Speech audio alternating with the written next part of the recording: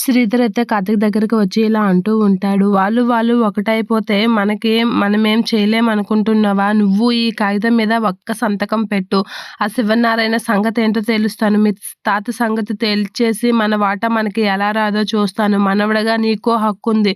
నీ హక్కు గురించి నేను పోరాడతాను అని చెప్పేసి శ్రీధర్ అయితే అంటూ ఉంటాడు. ఆ మాటలకి కార్తీక్ అయితే అలా చూస్తూ ఉంటాడు. ఏంట్రా ఏం మాట్లాడుతున్నావు కాదు, దీని మీద ఒక్క సంతకం పెట్టు, నీ హక్కు నీకు ఇస్తాను అని అంటూ ఉంటాడు శ్రీధర్. అలా అనేసరికి నువ్వు అనుకున్నది జరగలేదని నీ కడుపు మంట బాగా తెలుస్తున్నట్లుగా ఉంది అని చెప్పేసి అయితే అంటూ ఉంటాడు కార్తీక్ వాళ్ళ నాన్నతో. ఏంట్రా నువ్వేం మాట్లాడుతున్నావు?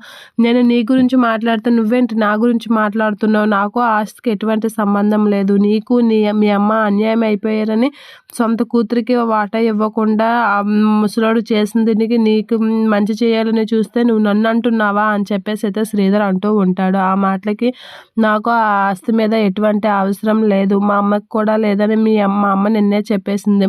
మీరెందుకు మధ్యలో అంతా నిలుచుకుంటున్నారు అని చెప్పేసి అయితే కార్తీక్ అంటూ ఉంటాడు. మీ అమ్మ నా మాట విందని తెలిసే నేను ఎక్కడికి వచ్చానురా. కానీ నువ్వు కూడా మాట వినకపోతే ఎలా?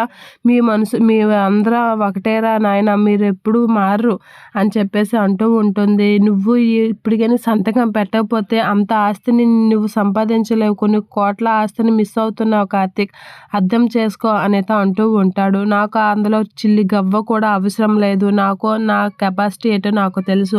నేను ఆ వేరే వాళ్ళ ఆస్తి మీద ఆధారపడను అని చెప్పేసి అయితే అవసరం కూడా లేదు అని అనేసరికి మీరు మహానుభావులురా బాబు, మిమ్మల్ని మార్చడం నా వల్ల కాదు అని చెప్పేసి శ్రీధర్ అయితే అనేస్తూ ఉంటాడు కార్తీక్ వాళ్ళతో.